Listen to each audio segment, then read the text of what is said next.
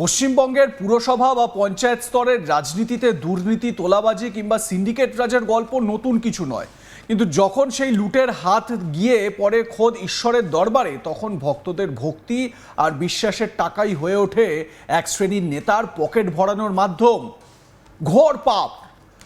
তখন এই পাপ আর সাধারণ অপরাধ থাকে না, তা হয়ে ওঠে চরম সামাজিক ও রাজনৈতিক অবক্ষয়ের প্রতীক।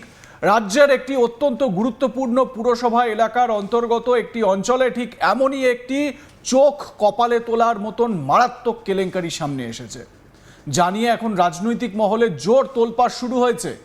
অভিযোগের তীর এক প্রাক্তন শাসক দলের কাউন্সিলরের বিরুদ্ধে, মানে তৃণমূলের এক কাউন্সিলরের বিরুদ্ধে অভিযোগ। তার বিরুদ্ধে ওই অঞ্চলের একটি অত্যন্ত প্রাচীন এবং জাগ্রত মন্দির 12 বাড়ি শীতলা মন্দিরের লক্ষ লক্ষ টাকা দিনের পর দিন লুটের এক চাঞ্চল্যকর অভিযোগ দায়ের করা হয়েছে স্থানীয় থানায়।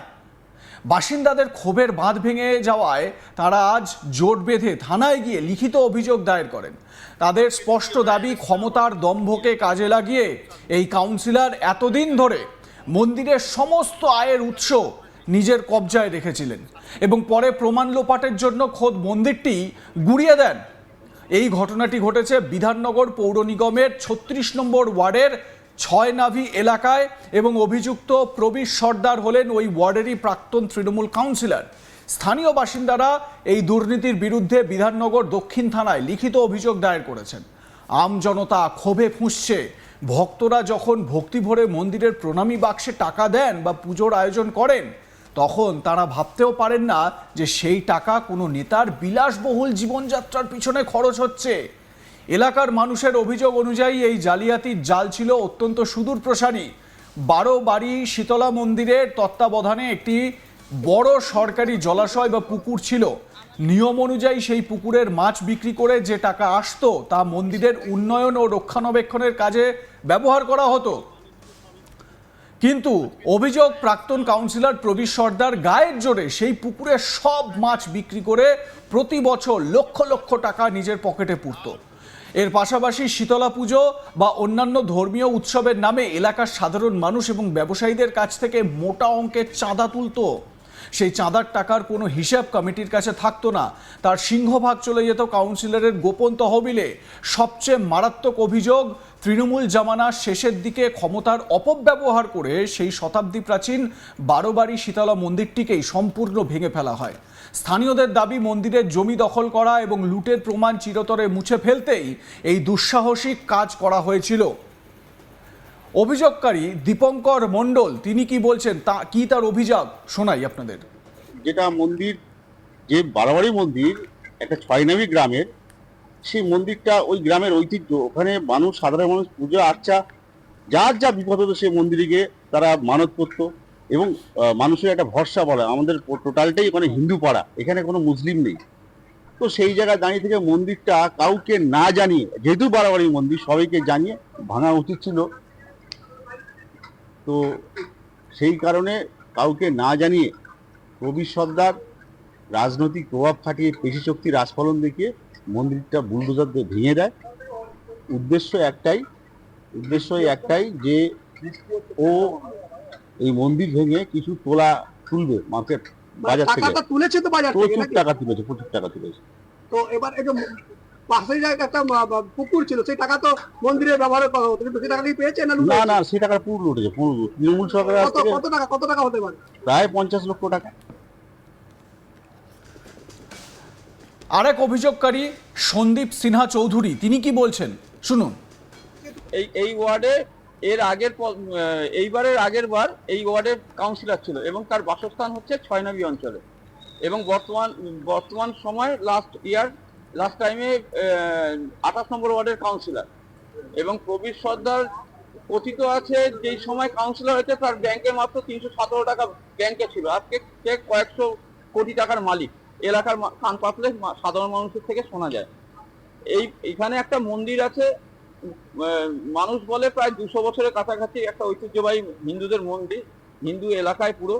সে লক্ষ লক্ষ টাকা, আনুমানিক মিনিমাম 50 লক্ষ টাকা, যেটা তৎসুপের কথা মানুষ বলছে। সেই অনুযায়ী আজকে আমরাও এসছি সবার সাথে এলাকার মানুষের দুঃখ দুর্দশার কথা শুনে ওর এগেনস্টে অভিযোগের সীমা নেই। মাটি বিক্রি, সরকারি জমি বিক্রি, পুকুর ভরাট, জোর করে মানুষের 2021-এর পর কয়েকশো লোকের বাড়ি ভাঙচুর, অত্যাচার, যত রকম ইলিগাল কাজ তৃণমূল আমলে উন্নয়ন চারিদিকে যেরকম হয়েছে মমতা ব্যানার্জি, অভিষেক ব্যানার্জির নেতৃত্বে, সেই উন্নয়নের শরিক সেই প্রবীর সর্দার লক্ষ লক্ষ টাকা চুরি করেছে। এই প্রবীর সর্দার কার অনুগামী ছিল? সুজিত বসু অনুগামী, মমতা ব্যানার্জি অনুগামী, এটা বলতে বাকি থাকে? কি চাইছেন আপনারা? আমরা চাইছি উপযুক্ত আইনত ব্যবস্থা হোক, আইনত ব্যবস্থা হয়, তার কঠোর থেকে কঠোরতম শাস্তি আমরা চাইছি। আমরা সেই হিসাবে আমরা প্রশাসনের দ্বারস্থ হতে বাধ্য হয়েছি।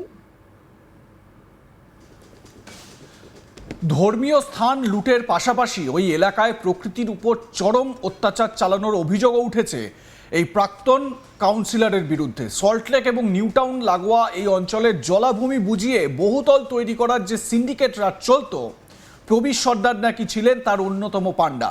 এলাকার সরকারি ঐতিহ্যবাহী জলাশয়গুলো বেআইনিভাবে মাটি ও আবর্জনা দিয়ে ভরাট করে সেখানে একের পর এক অবৈধ বহুতল বা বাড়ি তৈরি করা হতো।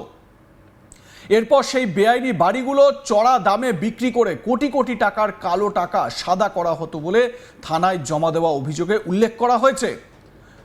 আরেক অভিযোগকারী এ বিষয়ে কি বলছেন শুনে নিন।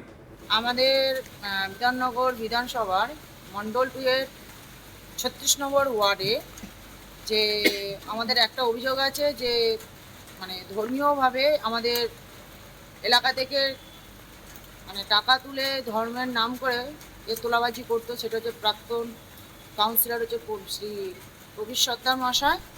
সে তার কিছু গুন্ডা বাহিনীকে মানে তার হারমাত, তার ডান হাত বাঁ হাত কিছু লোক, যেমন হচ্ছে সুরাজ সাউ, কিছু লোক আছে, এর মধ্যে তার সই করা আছে বা নাম লেখানো আছে, তাদের নামে অভিযোগ করা হয়েছে।